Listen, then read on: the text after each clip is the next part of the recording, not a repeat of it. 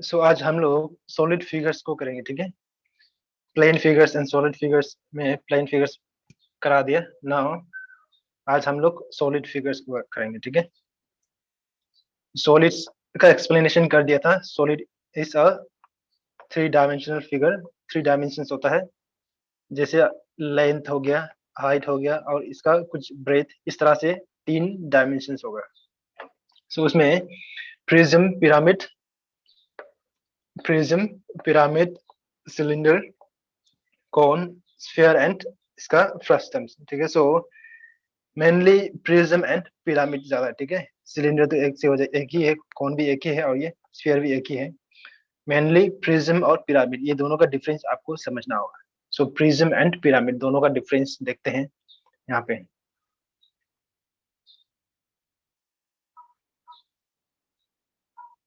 Prism और pyramid का difference, prism इस तरह का शेप होगा, ये जो देख रहा है ये प्रिज्म, और ये जो राइट साइड में जो देख रहा है दैट इज पिरामिड। दोनों का डिफरेंस देखो। प्रिज्म में यहाँ पे देखना, इसका साइड ऑपोजिट फेसेस, यहाँ पे क्या होगा, प्रिज्म ऑपोजिट फेसेस और equal and parallel. Opposite faces जैसे ये बेस का, ठीक है, ये बेस का बात कर रहा है। जो ऑपोजिट फेसेस जो बोल रहा है ये बेस का बात कर रहा है। बेस वाला मतलब ये वाला, इसको देखना, ये वाला शेप,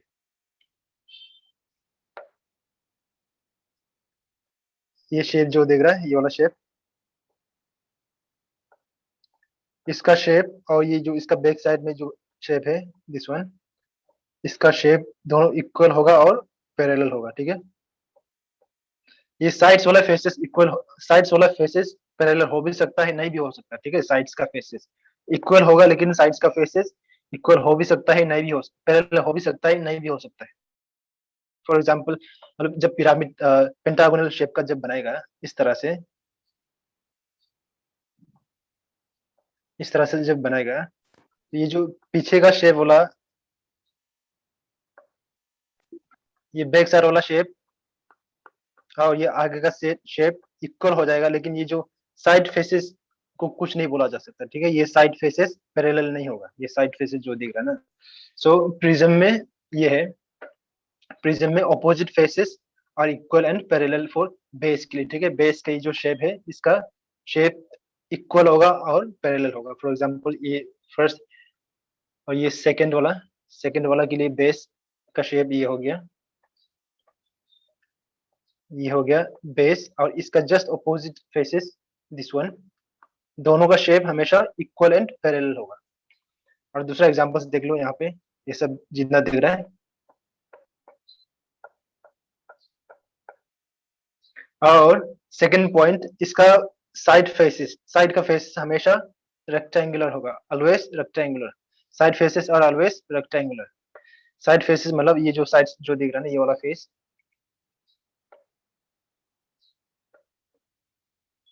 ये साइड फेसेस ये हमेशा रेक्टेंगल शेप में होगा।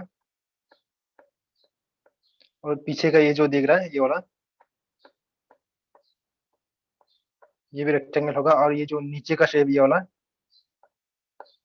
ये भी रेक्टेंगल शेप में होगा। But in case of pyramid, pyramid में क्या होगा, इसका बेस में कुछ शेप होगा। फॉर एग्जांपल यहाँ में स्क्वायर शेप में है, कुछ भी हो सकता है, रेक्टेंगल भी हो सकता है, ट्रायंगुलर भी हो सकता है, पेंटागोनल भी हो सकता है। और इसका थिकनेस, इसका जो बेस का शेप, जो बेस का शेप क्या होगा, जब जब इसका हाइट बढ़ेगा, जब जब इसका हाइट बढ़ेगा, इसका थिकनेस रिड्यूस होते जाएगा इस तरह से। हाइट बढ़ गया, इसका थिकनेस, इसका बेस का शेप थोड़ा कम हो गया। अगेन इसका हाइट बढ़ गया, एस हाइट बढ़ते बढ़ते इसका शेप थोड़ा छोटा हो गया। हाइट बढ़ते गया, इसका शेप और थोड़ा छोटा हो गया।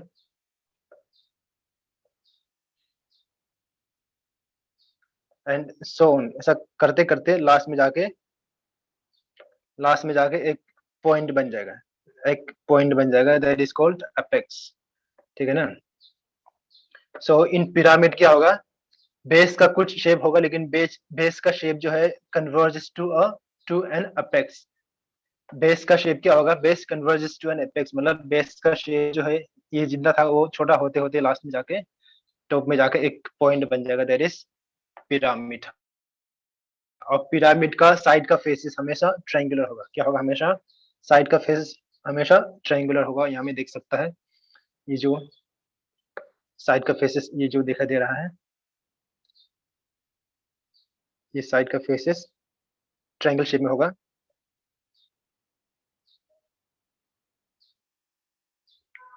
ये जो दिख रहा है ट्रायंगल शेप में होगा। और पीछे का ये शेप जो दिख रहा है, ये वाला शेप, ये भी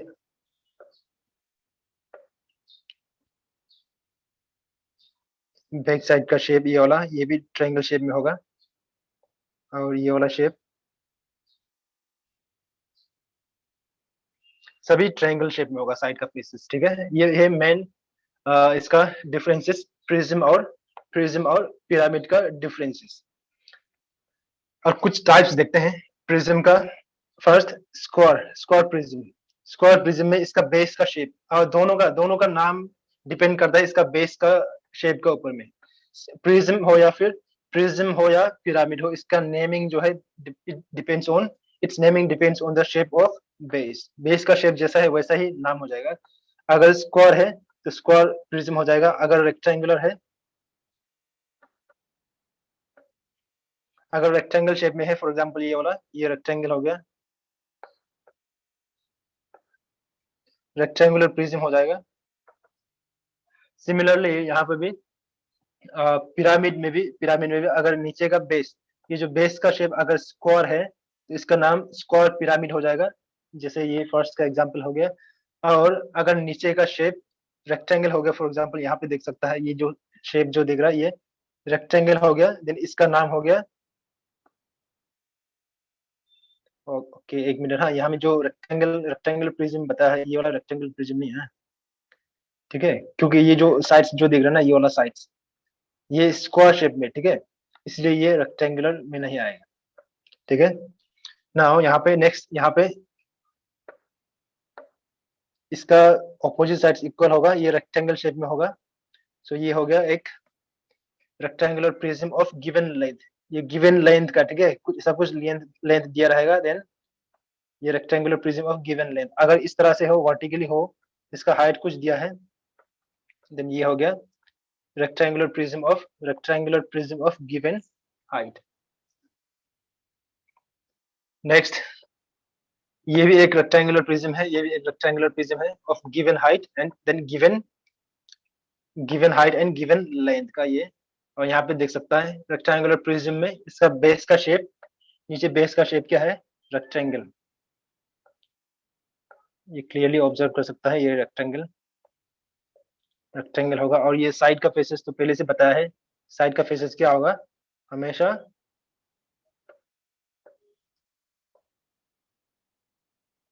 ये एक ट्रायंगुलर शेप में आ गया। और दूसरा ये एक हो गया ट्रायंगुलर शेप में। और कौन सा है यहाँ पे? ये हो गया एक और एक रेक्टेंगल का शेप। और एक देखते हैं कौन सा है, ये वाला। सो साइड फेसेस जितना भी है, जो भी पिरामिड जो भी हो, उसका नाम जो भी हो, साइड्स का फेसेस हमेशा ट्रायंगल ही होगा। और इसका naming depends on its shape, its shape of base. Base का शेप कैसा है, दोनों सेम है। और अदर प्रिज्म्स एंड पिरामिड्स का other types, for example first ये ट्रायंगुलर प्रिज्म कैसा हो जाएगा? इसका बेस का शेप इस तरह से ट्रायंगल हो जाएगा और इसका लेंथ कुछ होगा, देन ये हो गया ट्रायंगुलर प्रिज्म।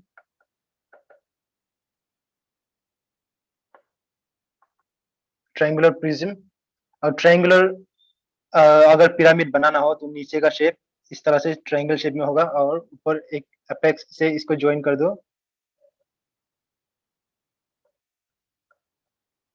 इस तरह से ये नीचे का शेप ट्रायंगल हो गया, देन इसका नाम हो गया ट्रायंगुलर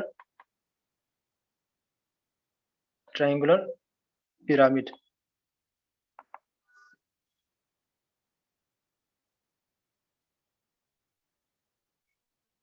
नाउ नेक्स्ट कौन सा है? स्क्वायर हो गया। स्क्वायर को तो कर दिया, रेक्टेंगल का भी कर दिया। पेंटागोनल का देखो, पेंटागन का इस तरह से एक पेंटागन शेप में होगा।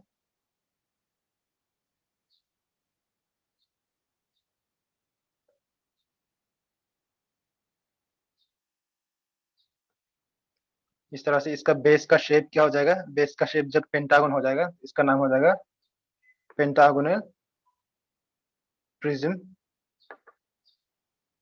और यहाँ पे इस तरह से पेंटागन का शेप ऐसा कुछ हो जाए और ऊपर से एक पॉइंट से ज्वाइन कर दो, एपेक्स से ज्वाइन कर दो, इसका शेप इस तरह से बन जाएगा। तो ये हो गया। ये नीचे का बेस का शेप कैसा है, बेस का शेप पेंटागन है ना, सो अगर इसका शेप पेंटागन है, बेस का शेप पेंटागन है, तो इसका नाम पेंटागोनल पिरामिड। वैसे ही सेम प्रोसेस, नीचे का बेस का शेप अगर हेक्सागोन है तो हेक्सागोनल प्रिज्म हो जाएगा, पिरामिड है तो हेक्सागोनल पिरामिड। वैसा ही सेम हेप्टागोनल का भी, ऑक्टागोनल का भी। सो सिमिलरली इस तरह से बनाया जाता है सॉलिड्स। ठीक है, नाउ सॉलिड्स का ये प्रिज्म और पिरामिड दोनों का डिफरेंस हो गया। नाउ सिलेंडर को देखते हैं। सिलेंडर आप लोगों को जनरल आइडिया होगा। सिलेंडर इस तरह से एक रोड की तरह, आपका रोड है फॉर एग्जाम्पल, आपके पास एक रोड है इस तरह से, सर्कुलर शेप में होगा और इसका कुछ लेंथ होगा।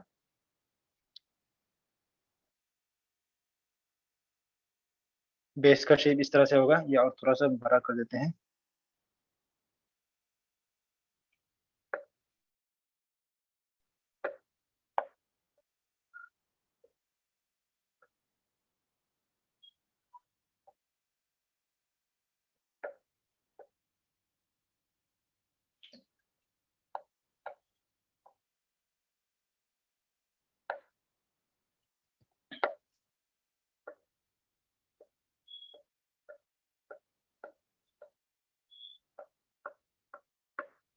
इस तरह से ये अगर आप फ्रंट से देखने से इसका शेप एक सर्कल बनेगा, एक सर्कल बनेगा। ये भी अगर आप फ्रंट से देखने से एक सर्कल बनेगा, और आप टॉप से या फिर साइड से कहीं से देखने से इसका शेप एक स्क्वायर जैसा बनेगा। स्क्वायर नहीं, एक रेक्टेंगल जैसा बनेगा। दैट इज, ये हो गया आपका सिलेंडर। कुछ प्रॉब्लम नहीं होनी चाहिए। और क्वेश्चन यहाँ पे पूछता है ये सिलेंडर का फॉर्मेशन कैसे हुआ। फॉर एग्जाम्पल यहाँ पे सिलेंडर, ये एग्जाम्पल, ये एग्जाम में बहुत बार आ चुका है कि सिलेंडर का फॉर्मेशन कैसे हुआ। क्वेश्चन में पूछ देगा कि सिलेंडर जो है कैसे करके फॉर्म हुआ, option A, option B, option C, option D. पूछेगा cylinder is formed by, cylinder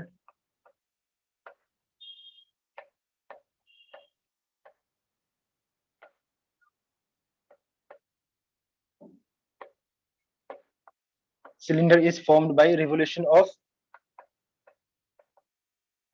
which of the following। इस तरह से पूछ देगा, मतलब cylinder is formed by, cylinder is formed bye revolution of which of the following. Question ये है कि इस तरह से यहाँ में एक ऑप्शन में option A B C D करके कुछ शेप दिया रहेगा, और इस तरह से क्वेश्चन ऐसा पूछ रहा है कि जो ऑप्शन में दिया रहेगा, फॉर एग्जांपल ले लेते हैं एक rectangle,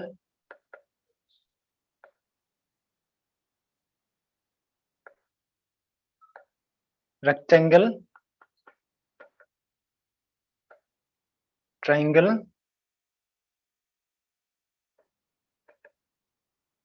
circle, none of this.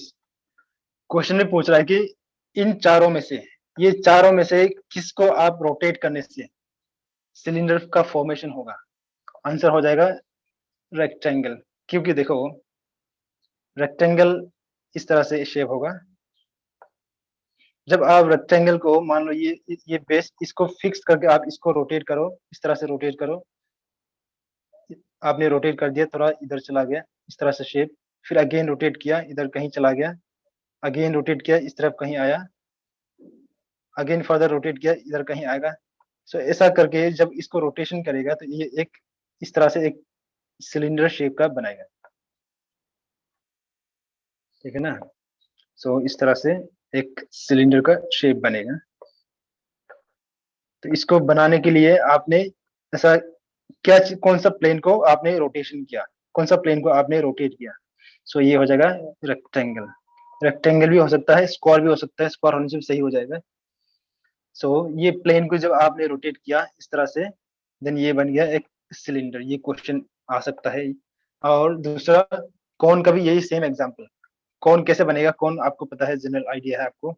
कौन इस तरह से ऐसा कुछ होता है ना, नीचे का शेप सर्कल होगा और इसका सर्कल का शेप रिड्यूस होते होते, कम होते होते, लास्ट में जाके एक अपेक्स में एक पॉइंट बन जाता है ना, दैट इज कोन।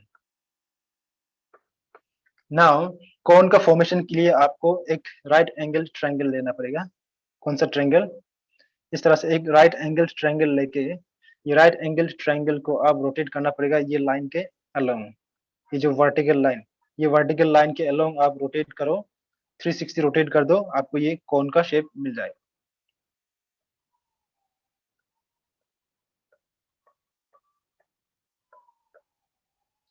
नाउ ये है कोन।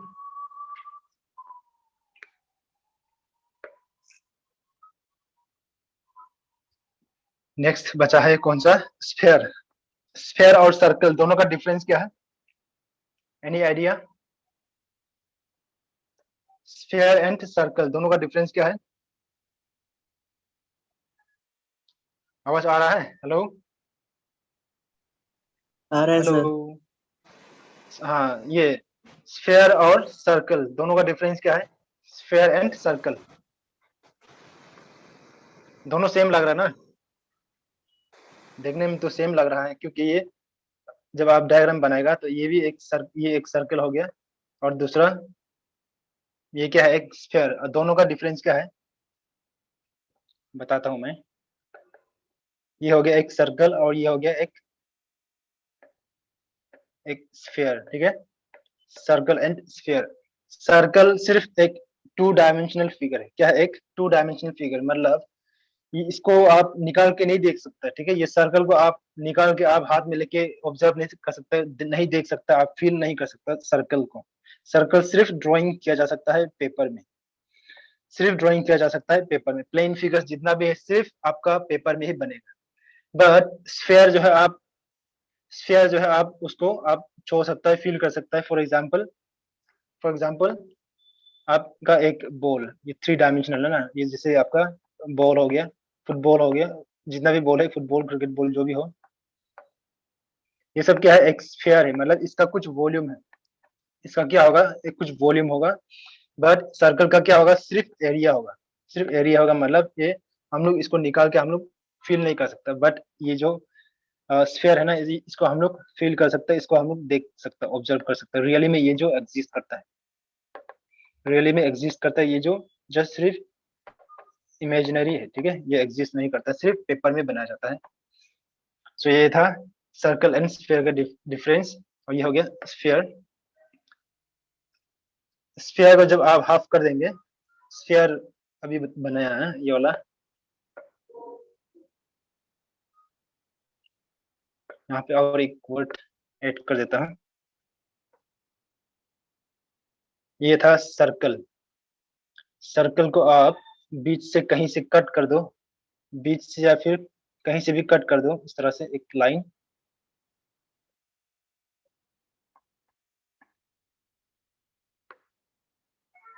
वो कट करने के बाद ये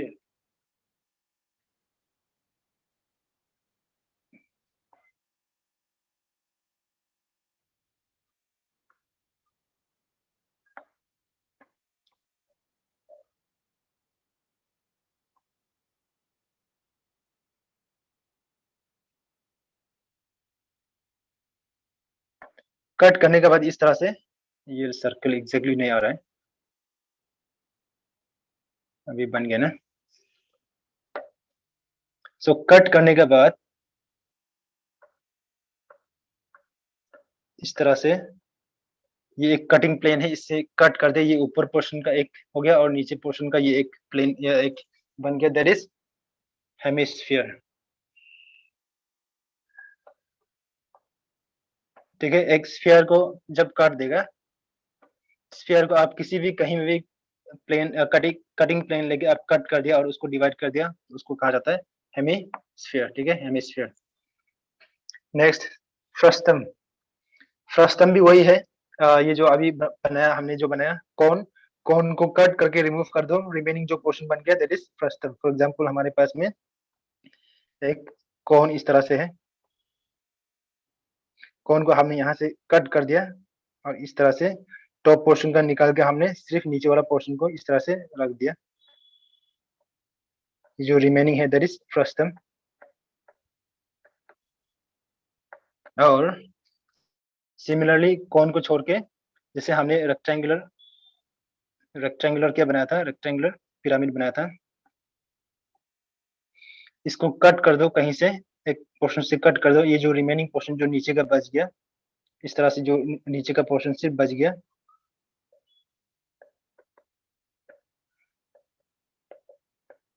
so this is called frustum. और इसका नेमिंग भी डिपेंड करता है इसका बेस का ऊपर में। फॉर एग्जांपल यहाँ पे कौन को हमने अगर कट करके नीचे में नीचे वाला को सिर्फ रख दिया, मतलब ये फ्रस्टम ऑफ कौन हो जाएगा, कौन का फ्रस्टम हो जाएगा। और जब हमने पिरामिड में अगर हमने स्क्वायर पिरामिड को कट करके रिमूव कर दिया, then frustum of square pyramid हो जाएगा। और नीचे में अगर रेक्टेंगल शेप है तो उसका नाम हो जाएगा फ्रस्टम ऑफ रेक्टेंगुलर पिरामिड।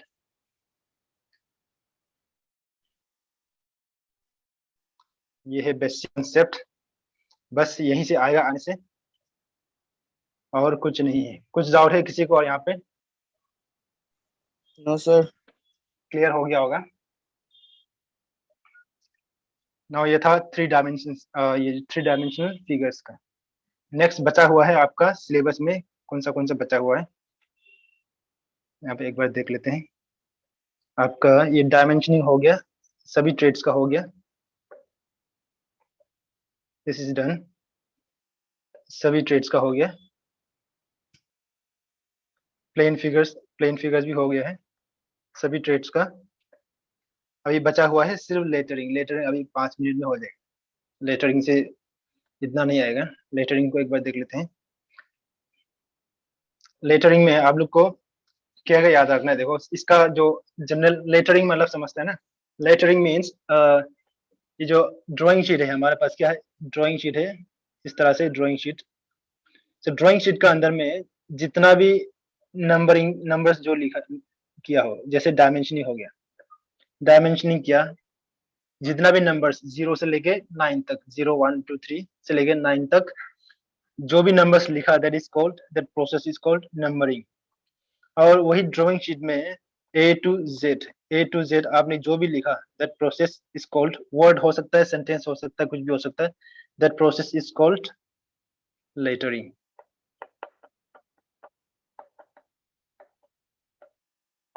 ठीक है, और लेटरिंग जनरली कैपिटल लेटर्स में किया जाता है, अपर केस में,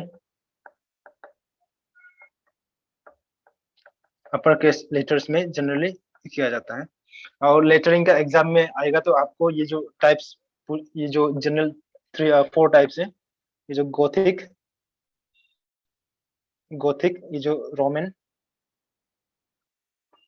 इटालिक और ये टेक्स्ट, इस तरह का ये क्वेश्चंस बार बार आते रहता है। आपको ये वाला टाइपिंग करके दे देगा, आपको कुछ नहीं करना है, ये वाला टाइपिंग करके दे देगा, आपको सिर्फ पहचानना है कि ये कौन सा टाइप्स का है, गोथिक है या रोमन है या फिर इटालिक है या फिर टेक्स्ट है। इटालिक यहाँ में सिर्फ एक दिया हुआ है, लेकिन इटालिक ये वाला एग्जाम्पल अभी यहाँ पे जो दिया है सिर्फ इसी को दिया है इटालिक, ये वाला भी हो सकता है, इसको आप जब टिल्ट करके लिख देगा तो वो भी इटालिक हो जाएगा। और ये वाला जो दिख रहा है ना टेक्स्ट, इसको भी आप टिल्ट करके लिख दो, ये भी इटालिक हो जाएगा। ये जो टेक्स्ट दिखा ना, ये वाला टेक्स्ट टेक्स्ट ये वाला, इसको आप ये थोड़ा सा एंगल टिल्ट कर दो तो वो हो जाएगा इटालिक। ठीक है, तो ये first type Gothic types, second Roman types, third italics. तो सबका जब ये जो जनरली 3 टाइप्स का होता है, 4 यहाँ पे 4 लिखा हुआ, लेकिन ये जो है सभी में, ठीक है। ये गोथिक में भी इटालिक आएगा, रोमन में भी इटालिक आएगा, टेक्स्ट में भी इटालिक आएगा जब इसका इंक्लिनेशन थोड़ा राइट साइड से थोड़ा सा हो जाए 15 डिग्री, अप्रोक्सीमेट 15 डिग्री, देन वो हो जाएगा italic. So generally three types, first ये जो हो गया gothic, second roman, and then text, ठीक है। आप देख रहा होगा ये गोथिक में बहुत सिंपल से लिखा हुआ है, बहुत सिंपल से लिखा हुआ है गोथिक्स में, और रोमन में आप साइड्स में थोड़ा सा देख रहा होगा, थोड़ा सा स्टाइल से किया हुआ है, और टेक्स्ट तो आपको ये देख रहा होगा, इसको इतना कम्प्लेक्स से लिखा हुआ है, कम्प्लेक्स शेप में लिखा हुआ है, दैट इज टेक्स्ट। और यहाँ पे single stroke and double stroke देखना होगा, single stroke and double stroke, single and double stroke. Single stroke में जो भी लिखा गया, अभी हमने जो लिखा, ये सेंटेंस जो भी लिखा, ये हमने सिंगल स्ट्रोक में लिखा, मतलब एक ही लाइन में लिखा। ये जैसे हमने ए लिख दिया एक ही स्ट्रोक में, बी लिख दिया एक ही स्ट्रोक में, सी एंड सो ऑन।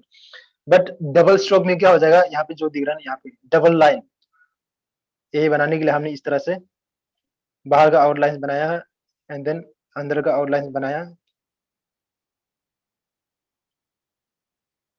ये हो गया डबल स्ट्रोक।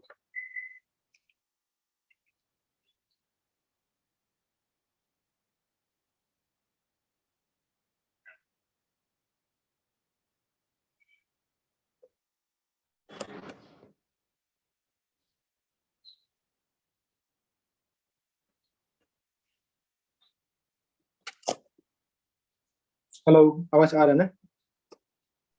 Yes sir. एक बार ठीक है। डबल स्ट्रोक और सिंगल स्ट्रोक का डिफरेंस पता चल गया होगा ना। यहाँ पे ये जो है जनरली वर्टिकल ही होता है, ठीक है ना, वर्टिकल हॉरिजॉन्टल का साथ में 90 डिग्री होता है, लेकिन ये जो दिख रहा है ना, इंक्लाइंड वाला, इंक्लाइंड वाला का इंक्लिनेशन इस तरह से होगा। ये जो हॉरिजॉन्टल लाइन हो गया, और ये वर्टिकल लाइन के साथ में, ये हॉरिजॉन्टल लाइन के साथ में 75 डिग्री अप्रोक्सीमेट, और ये वर्टिकल लाइन के साथ में कितना डिग्री बनाएगा? Any idea? Any idea? अगर हॉरिजॉन्टल लाइन के साथ में 75 डिग्री बना रहा है, तो वर्टिकल लाइंस के साथ में कितना डिग्री बनाएगा? 360 360 कैसे हो जाएगा? 1 कितना होगा ये एंगल? फॉर एग्जांपल देखो, समझने के लिए ऐसा ना, 15 डिग्री। फॉर एग्जांपल ये बी है, ये वर्टिकल है ना, वर्टिकल है ना, लेकिन जब इंक्लाइन लिखेगा, मतलब ये वर्टिकल के साथ में कुछ इंक्लाइन हो जाएगा इस तरह से। ये जो इंक्लिनेशन हुआ वो कितना डिग्री होगा? ये एंगल 90 है, सो 90 माइनस 75 कर दो, कितना आएगा? 15 डिग्री। 15 आ रहा है, 15 आ रहा है ना, ठीक है, 15 डिग्री होगा, ठीक है। लेकिन क्या है, कभी कभी एग्जाम में अप्रोक्सीमेट 15 डिग्री नहीं देता, ठीक है। कभी कभी 15 का जगह पे आप 15 से लेके 25 का बीच का कुछ नंबर दे देता, ठीक है। अगर ऐसा हो गया ऑप्शंस में, अगर option A 15, option B 20, 30 and then 50, इस तरह से देने से आपको ये वाला टिक करना है। लेकिन कभी कभी क्या होता है, option A 25, option B 50, option C 70, option D 75, इस तरह से दे देता है। ऐसा होने से आपको उस समय को आपको ये वाला को टिक करना होगा, ठीक है। लेकिन अप्रोक्सीमेट 15 डिग्री होता है। अप्रोक्सीमेट कितना डिग्री? 15 डिग्री, इसको याद रखना है।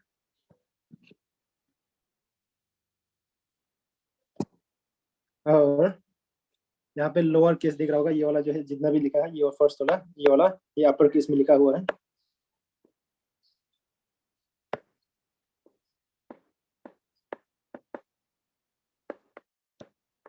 अपर केस, और ये है लोअर केस।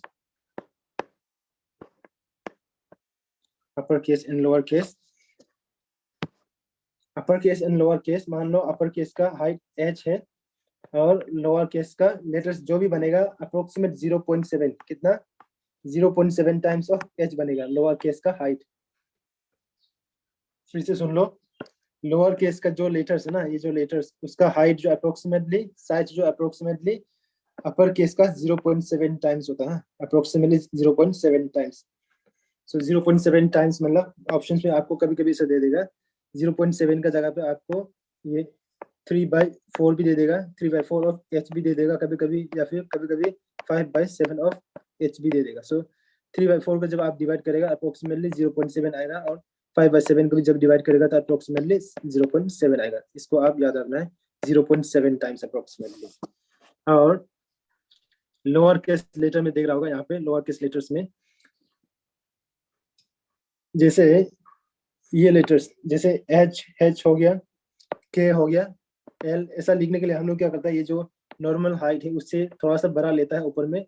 और फॉर एग्जांपल जे हो गया, जी हो गया, वो लोग जो है ये नॉर्मल लाइन से थोड़ा सा नीचे जाता है। सो ये जो जे का नीचे लाइन और ये एच का टॉप वाला लाइन, वो दोनों का डिस्टेंस है कितना, एच। अगर एच है तो उसका हाइट, बीच का जो नॉर्मल जो हम ए हो गया, बी हो गया जो लिखता है, तो उसका हाइट कितना होना चाहिए अप्रोक्सीमेटली, एच का कितना times, 2/3 of H, 2/3 of H. मतलब अगर एच 10 है तो इसको 2/3 कर दो, मतलब 2/3 से मल्टीप्लाई कर दो। 2/3 से मल्टीप्लाई करने के बाद कितना आएगा, 20/3।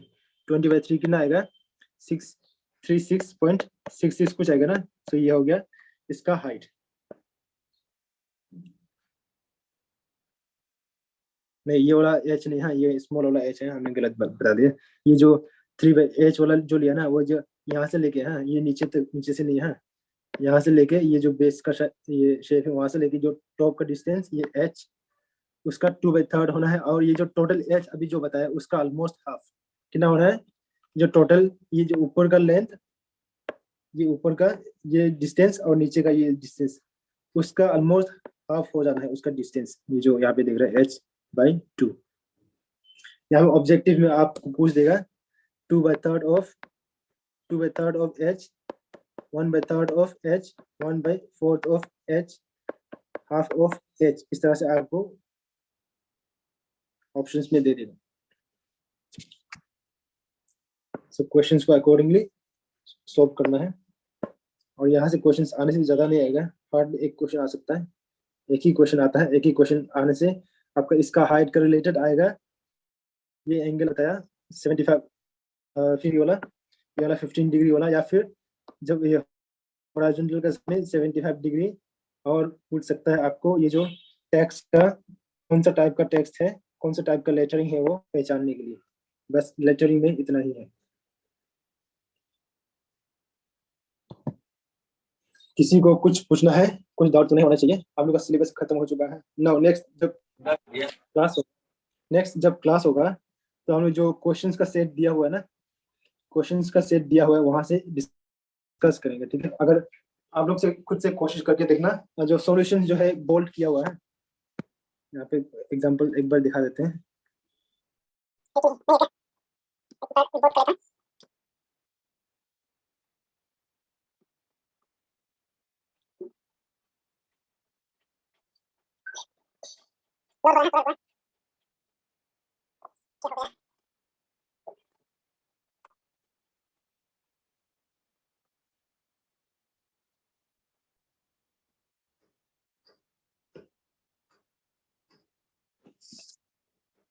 आंसर जितना भी इस तरह से बोल्ड किया हुआ है, विजिबल है ना, अभी स्क्रीन दिखा दे रहा है,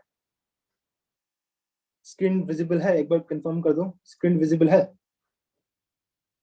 हेलो सर, ओके। ये जो ये जितना क्वेश्चन है सब सॉल्व करना, ठीक है, कोशिश करना। और यहाँ पे जो आंसर्स है, सॉल्यूशंस है, उसको क्लिक करके ये जो मार्क किया हुआ है एक बोल्ड से, ठीक है, बोल्ड बोल्ड एंड डार्क किया हुआ है सॉल्यूशंस, उससे देख लेना, ठीक है ना।